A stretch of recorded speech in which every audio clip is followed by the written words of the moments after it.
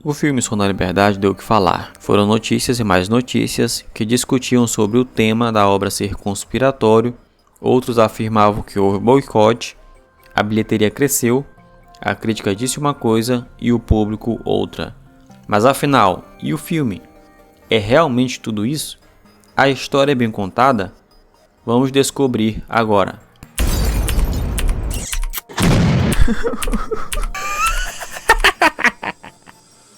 Primeiro vamos estabelecer o terreno. Todo filme possui elementos narrativos que constam nos materiais de divulgação, sinopse, trailers, etc. Esses elementos são oriundos do gênero e antecipam o público sobre o que vamos assistir. Antecipam a expectativa de sentimentos, emoções, possíveis reviravoltas, certas situações e tema. Por exemplo, um filme de terror como O Exorcista antecipa questões como o susto, sobrenatural e o grotesco. Um filme de comédia como Candidato Honesto antecipa o riso, a sátira política, situações engraçadas e por aí vai. O filme Som da Liberdade antecipa situações surreais sobre o tráfico de crianças, envolvendo os ricos e os poderosos, investigação policial, milícia, corrupção e outros eventos que circundam o tema da obra. Guardem o que acabei de lhes falar, pois será útil mais na frente. Pois bem, o filme começa mostrando uma criança que é recrutada para ser modelo infantil e acaba desaparecendo, deixando o pai em desespero. O problema principal é apresentado através do incidente incitante. Logo depois vemos o personagem Tim Ballard, que atua combatendo pessoas que traficam crianças. Vemos o protagonista Tim em ação. Ele consegue capturar um meliante depravado e precisa de provas concretas para conseguir levá-lo à prisão. Tim se aproxima dele, tentando se passar por um policial corrupto, e ao ganhar a confiança, consegue provas e confissão. Essa é a apresentação do personagem, e aqui já temos duas questões no roteiro: problema e eficiência. O objetivo da abertura foi mostrar o quão habilidoso o policial tinha em sua tarefa. Também nos revelou que ele tem a vontade inabalável de ir a fundo ao capturar esses bandidos. A eficiência está em deixar claro que o protagonista é ativo, ou seja, ele tem uma vontade própria e corre atrás para resolver. O problema é que a forma como os eventos aconteceram para ele conseguir a confissão foi rápida, superficial e nada crível. O bandido confia muito rápido em Tim e mesmo com as tentativas de diálogos com frases de efeito que tentam empurrar goela abaixo a perspicácia do protagonista, não foi suficiente para crermos que foi a sapiência de Tim que fez o bandido se entregar. Em outras palavras, o roteirista acaba suprimindo esses eventos iniciais com o objetivo de mostrar o quão bom o protagonista Tim é, mas como consequência, força isso ao acelerar as coisas. Continuando, Tim percebe que sempre prendeu os predadores, mas nunca resgatou qualquer criança desaparecida. A partir daí começa a saga para encontrar ao menos uma criança desaparecida. Tim parte para apreender um suspeito que está para fugir pela fronteira dos Estados Unidos e consegue receptar o motorista suspeito com uma criança que estava prestes a ser traficada. Aqui entra outra questão que vai ser recorrente no filme. Muitas situações nos dão pistas de que posteriormente haverá uma cena de tensão, mas a promessa, na maioria das vezes, não é cumprida, pois a situação problema resolve-se rapidamente. O resultado disso é um empecilho para que o público se envolva mais firmemente durante as cenas. Essas situações cada vez mais pesam contra o filme porque fica claro a correria para contar uma grandiosa história em apenas 2 horas. A criança resgatada informa Tim sobre a irmã que desapareceu no início do filme e sabemos que ela já está em outro país. Uma barreira imposta ao protagonista porque a extensão da jurisdição da polícia americana se limita, obviamente, aos Estados Unidos. Tim, com seu desejo de resgatar ao menos uma criança, resolve sair da polícia para ter maior amplitude de ação. Nessa saga, ele consegue um grande aliado conhecido como Vampiro. Vampiro é um aliado fascinante porque ele finge fazer parte do esquema depravado, mas no fundo está ajudando a resgatar aquelas crianças. Um personagem profundo que tem mais camadas motivacionais do que o próprio protagonista. Em um dos diálogos é revelado por que Vampiro faz o que faz e abraçamos a motivação dele. Mas quando Tim fala o motivo dele estar nesta empreitada, a resposta dele é uma frase de efeito pronta que causa vergonha alheia. É bonita, mas soa artificial e propagandista, deixando claro que não saiu do protagonista, mas sim da tese que o filme quer defender. Falando em profundidade de personagem, o Tim é retratado como um messias e ele quase não tem empecilho em outras esferas. A esposa, por exemplo, apoia ele em tudo, deixando o personagem sem conflito familiar que poderia dar certo peso, pois o que ele está para fazer é extremamente arriscado. Se colocarmos na balança, seria se arriscar para salvar a filha de outra pessoa, correndo o risco de deixar a esposa e os próprios filhos órfãos. Uma outra questão relacionada ao personagem é que não temos um motivo sólido para ele se engajar numa missão tão grandiosa e perigosa. É claro que o próprio Tim deixa claro que ele deseja acabar com os depravados e resgatar ao menos uma criança. Mas de onde surgiu essa motivação? Por quê? Por mais que fique claro o desejo do personagem desde o início da história, principalmente pelo fato dele ser policial, ainda não é tão convincente porque não foi criada alguma situação adversa na esfera interna ou pessoal. Talvez o sumiço de alguma filha no passado, ou ameaças perigosas contra ele, ou a descoberta de que uma das crianças era filho de um parente. Nada nos é apresentado para ele desejar ardentemente a solução do sequestro.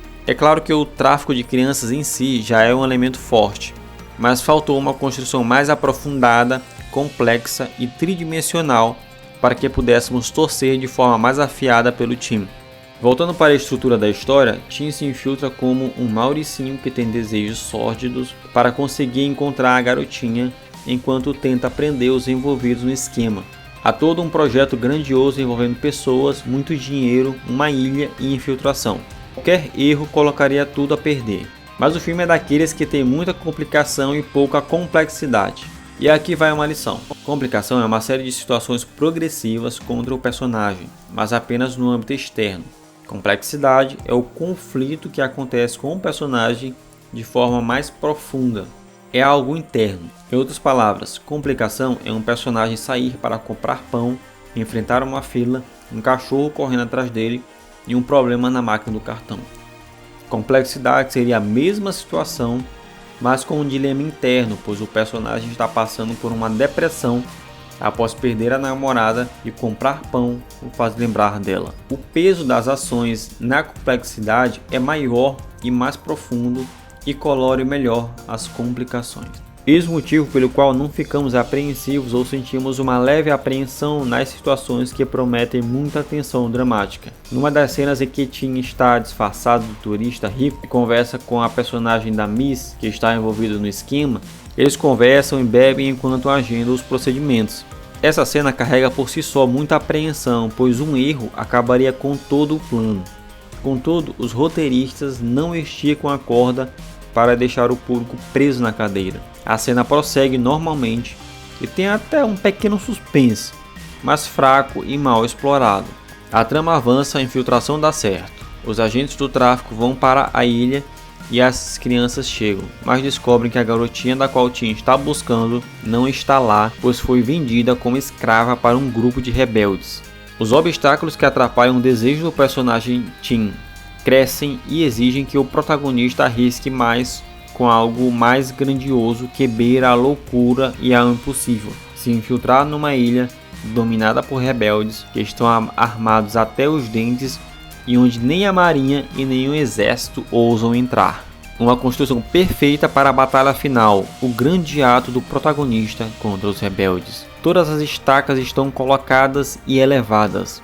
O plano é bom. Tim e outro parceiro se passam por agentes da ONU que precisam vacinar as pessoas da ilha por causa de um surto de doença. A ação ativa do protagonista é consistente e ajuda o público a torcer por ele.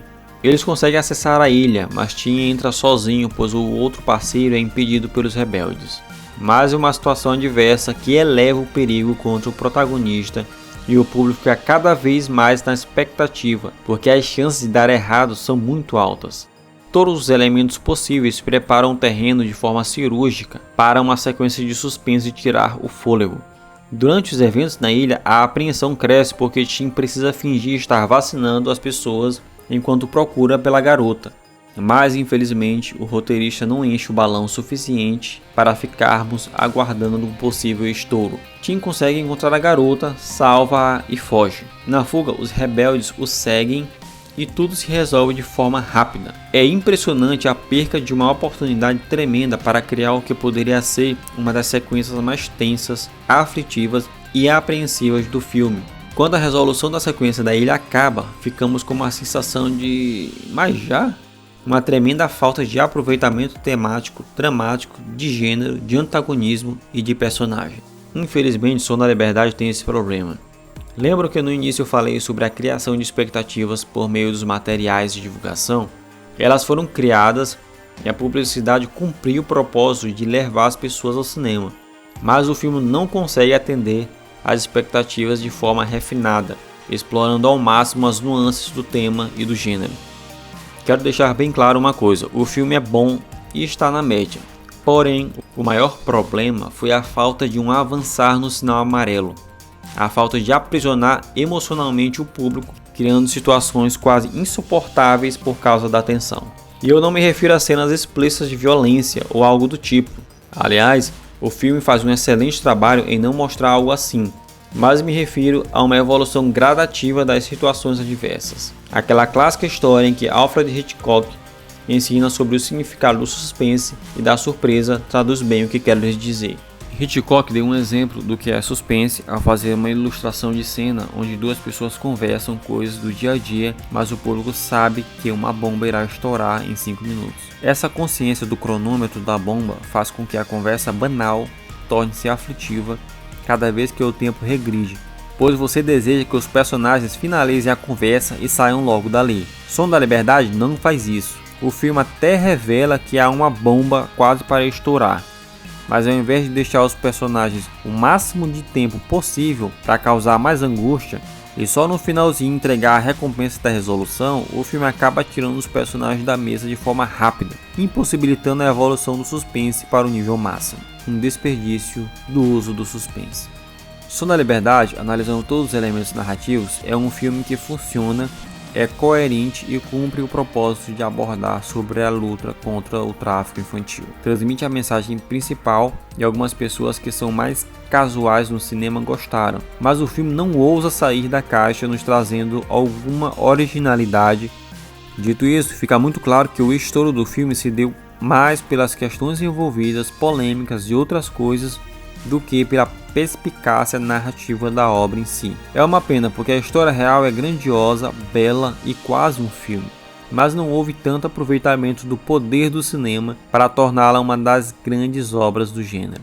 Então é isso, narráticos. Eis mais uma análise narrativa e compreendemos como estudar os elementos de roteiro que estruturam um filme nos dá entendimento sobre como proceder, tanto na criação quanto na observação. Curte o vídeo, se inscreva e ativa o sino para mais estudos narrativos voltados para o cinema. Até a próxima cena.